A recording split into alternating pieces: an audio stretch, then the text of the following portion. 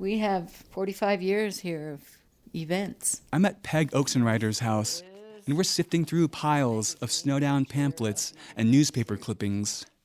Picture of the poster. Peg is a longtime member of the Snowdown Board of Directors and a keeper of the event's history. Here's the schedule of events for 1992. Each year, the board chooses the theme from all the ideas submitted by community members. Hopefully we pick something that's going to be fun, that lends itself to a lot of different events and good costumes, because that's part of Snowdown, is everybody dresses up. In 1992, people dressed up in polka dot shirts, large shoes, white face paint. That was the year known as Clown Around Snowdown. Durango was basically a big top circus show for 5 full days. We had a clown makeup workshop. And if you're into clowns and clowning around, that was the year for you. But I've always wondered about the people who lived in Durango in 1992 who were very much not into clowns. It's a real thing. Coulrophobia, the fear of clowns.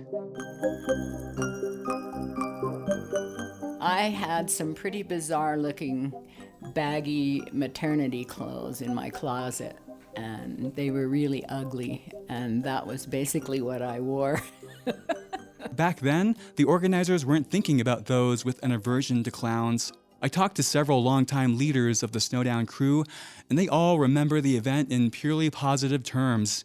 Here's Peg Oaksenrider, Jana Lee Hogan, and Mike Smedley. You have a town that is filled with clowns. You know, there were all kinds of clowns. We all ran around with red noses. I mean, that's an easy thing. You can put on a red nose, and it's unmistakable that you're a clown. I had one of those multicolor afro wigs. I had a really ugly jacket that had a bunch of beehives on it.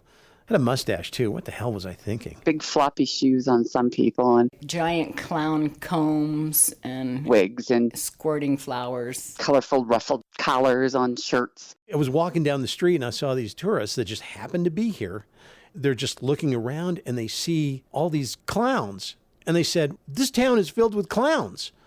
And my response is, and your point?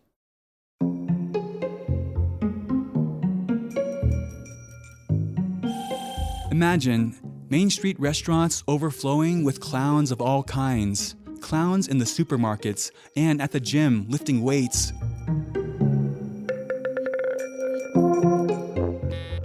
Clowns on the sidewalk at night in packs, roaming from bar to bar. Maybe 2 clowns get in a fight over a parking spot at the post office. Clowns going to jail. None of this happened as far as I know, but it's possible.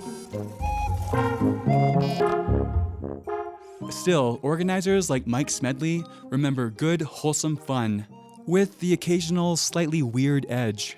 There was a golf tournament, but it's done in the middle of bars and restaurants, in the middle of the day. 1992 was the year Snowdown introduced Outlaw Josie Pete's golf tournament, which involves putting a golf ball through various businesses along Main Street. Mike was in Carver's restaurant one Saturday morning when a clown with a lousy swing showed up. I mean, how can you screw up a golf shot in a restaurant? Anyway, he shanked it wildly to the left, and the ball rolls underneath a table of this family that's just, trying to have a Saturday brunch. And he just comes over to the people on the table and says with a straight face, "You mind if I play through?" And they just kind of looked at each other and shot each other furtive glances and said, "Well, sure." And so he just chips it out of there and continues on with his shot.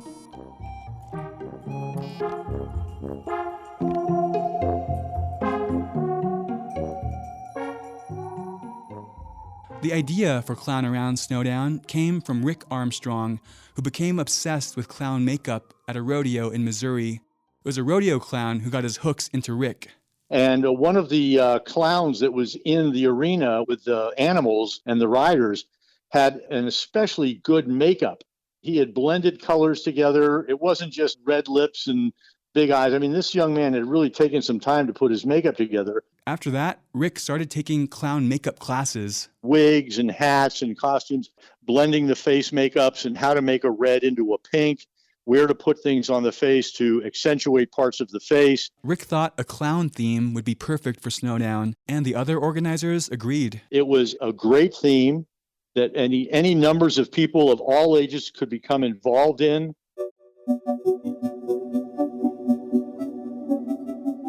Well, not everyone.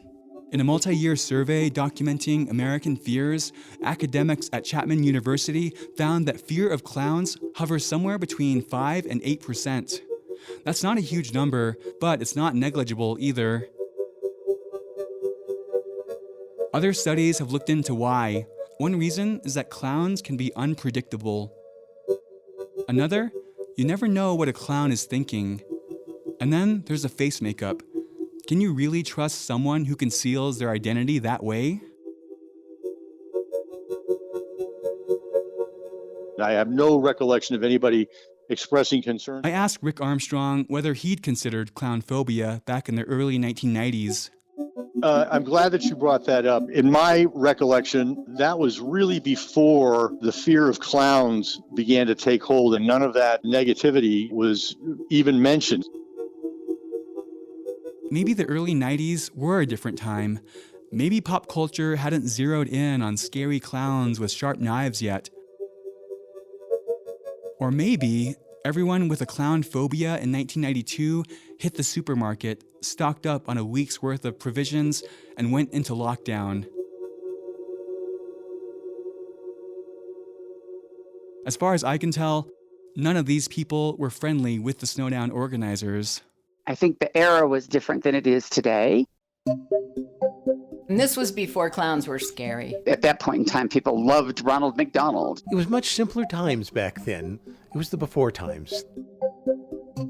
Something that worked 30 plus years ago won't work today. And someone may look at what we did today 30 years from now and say, my goodness, what planet were they on?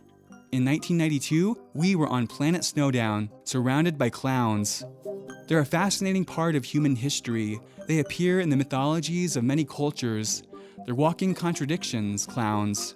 They embody fun and fear, laughter and crying. 30 years ago, the Snowdown organizers only saw the joyful side of clowns.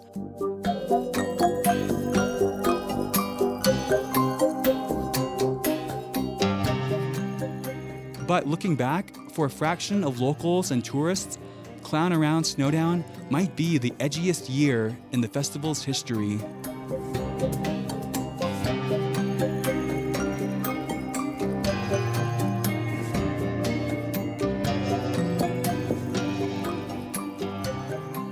The Magic City of the Southwest is produced by Magic City Studios in partnership with KSUT Public Radio. This episode was written and produced by Kirby Bennett and Adam Burke. Project funding comes from the City of Durango's Creative Economy Commission. Find out more about us at themagiccity.org.